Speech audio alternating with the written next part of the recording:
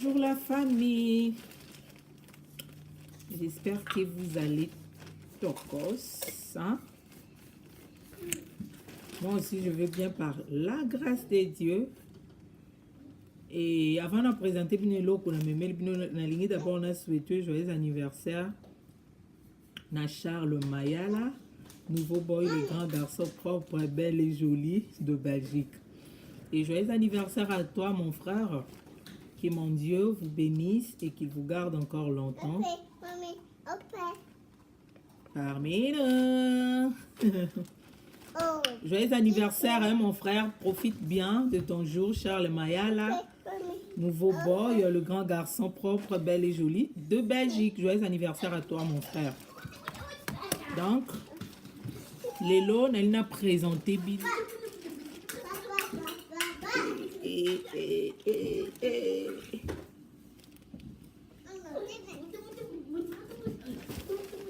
Donc, wana to fongola bomona comment est ça et qui bouina emballage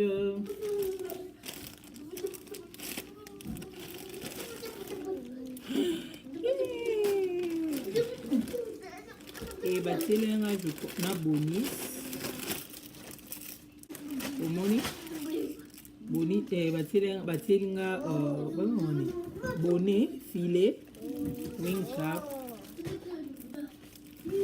et qui na kati et perruque yango eza blonde na yebisi mbino eza vraiment blonde na komi kokobaye yango ngabi mpona tia yango mwa noir parce que boye pardon bota eza vraiment blonde et boye 1 2 3 vraiment une pince et boye les mots d'azana basuki ya bien mpona nga na AliExpress aza parmi ba meilleurs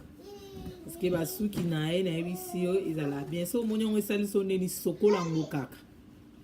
osokoli yango bien omona ndenge ezongo ondire ya sika eza vraiment blonde donc fona bakisa yango un peu noir liboso boye na okokolata yango te vraiment fona tia yango noir natia yango couleur noir po ekoma un peu bien donc natia yango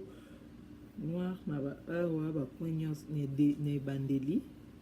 ekoma bien donc eza bazala na basuki moko ya bien donc baza parmi bameilleur quoi nga na komo na préféra na nga osomba basi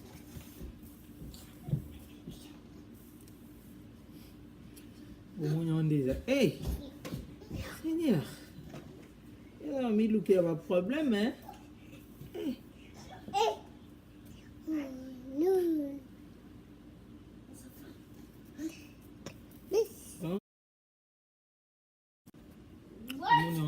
mwana mundele sukilala mwana mundele cheveux dormi cheveux dormi bandeko bomoni yango eza bien eza vraiment bien eza pete moko donc naolakisa bino comment nako bleach yango naolakisa bino comment nakomisa yango un peu noir parce que bo so ezaka bofuna kabela yango bato pembe parce que boye nakokoka te naomona yango jésus namonaka na photo ezalaki vraiment boye te mais boye ezomonana vraiment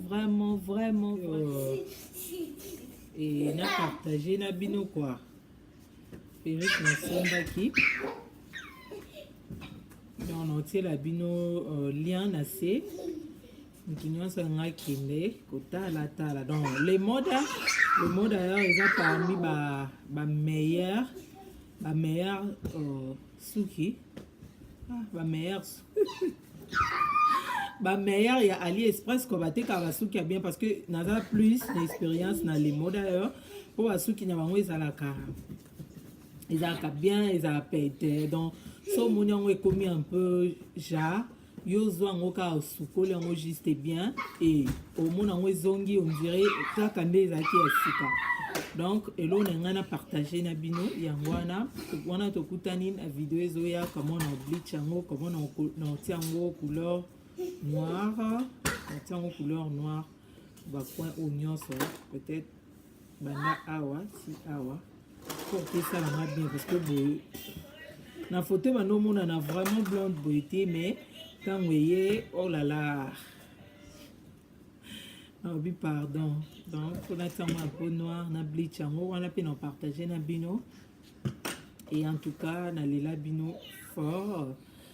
et bolimbisa po na moi absence premièrement ezalaki nzoto eninganaki santé za moi bien te nasali coup fort sur ça la vidéo oyo et deuxièmement eza bana donc pour notre kutana eza vraiment facilité mais non ça l'effort que na pesa bino ata moko chaque semaine. En tout cas merci na mutu nyonso na vidéo et nzamba batela pe apambola mabota na bino boumela bozala po sans bino ba vidéo etalama te boumela po botala nde ba vidéo. En tout cas na lela bino fort na kraka bino et wana tokutani prochainement na ba vidéo ezoya. Bisous.